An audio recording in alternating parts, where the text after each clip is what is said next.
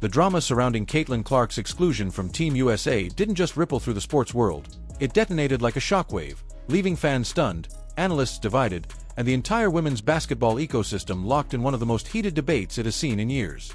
When Stephen A. Smith's voice rang out with disbelief, declaring that Team USA had effectively kicked Caitlin Clark off the Olympic roster, it wasn't just another hot take. It was a spark that ignited a much larger conversation about power, perception, growth, and the uncomfortable truths surrounding how women's basketball is managed at its highest levels. At first glance, the decision felt almost surreal. Caitlin Clark, the most recognizable name in women's basketball, the player responsible for sold-out arenas, record-breaking television ratings, and an unprecedented surge of interest in the WNBA, was nowhere to be found on the Olympic roster. For many fans, this wasn't just surprising, it felt insulting. Clark isn't just another rookie with potential. She is the face of a movement, the player who dragged women's basketball into conversations it had never fully occupied before. And yet, when the most prestigious international stage came calling, she was left watching from the outside. Stephen A. Smith didn't mince words. His initial reaction was raw, emotional, and unapologetic. How, he asked, could an organization claim it wants to grow women's basketball while excluding the one player who has done more for its visibility than anyone else in recent memory? The argument wasn't simply about talent, although Clark's talent is undeniable, but about logic, about reality, about understanding what actually moves the needle in modern sports. The WNBA, for years, struggled with attendance issues, limited mainstream attention, and television ratings that lagged behind other professional leagues. Salaries were capped. Exposure was inconsistent. Teams fought for relevance.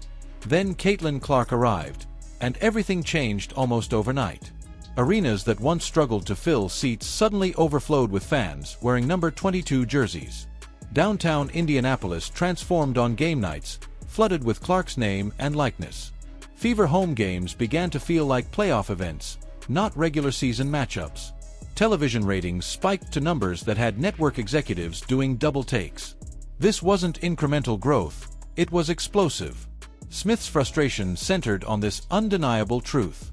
Clark's presence isn't just about scoring points or delivering highlight reel shots from distances that defy logic. It's about crossover appeal.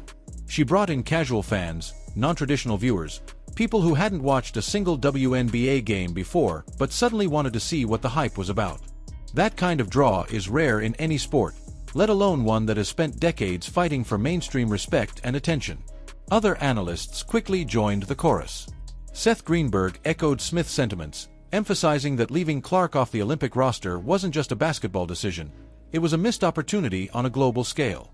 The Olympics are supposed to showcase the very best of a sport, not only in skill but in impact. They are a platform to capture imaginations worldwide, to create lifelong fans, to elevate the game beyond borders. And Clark, by every measurable standard, is built for that stage. The numbers tell a story that's impossible to ignore. Since Clark entered the league, WNBA attendance jumped by nearly 40%, an astronomical figure in professional sports. Certain games drew close to 3 million viewers, ratings that rival established men's leagues. These weren't isolated spikes tied to novelty. They were sustained trends driven by genuine interest. Clark's Indiana Fever surpassed their previous season's total attendance within just a handful of games. Fans didn't just watch her play, they planned their lives around it. And yet, despite all of this, the selection committee leaned on a familiar justification. She's a rookie. She wasn't playing like this at the time of selection. Experience matters.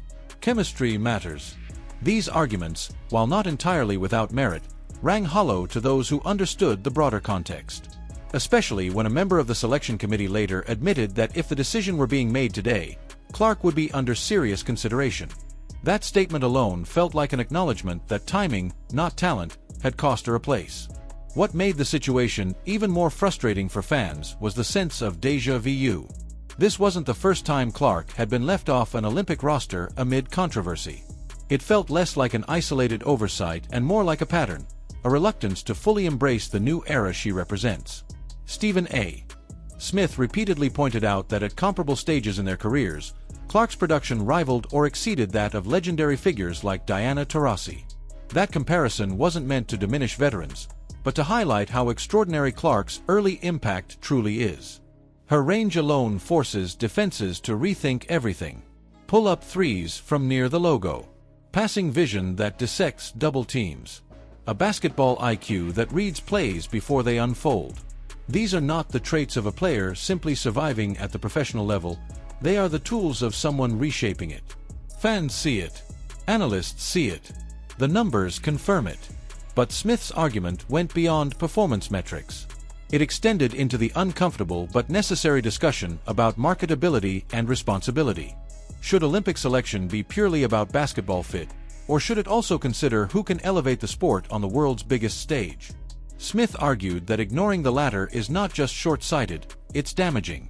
He even floated the idea that pairing Clark with Angel Reese on the Olympic roster could have created an unprecedented surge in global interest, a cultural moment capable of redefining women's basketball internationally. That idea resonated with fans who have watched arenas half-empty for international games that should have been marquee events. Attendance at recent contests, including matchups against Japan, raised serious concerns. Empty seats told a story that marketing campaigns couldn't mask. Many wondered whether featuring generational stars like Clark could have changed that narrative entirely. What stands out amid all the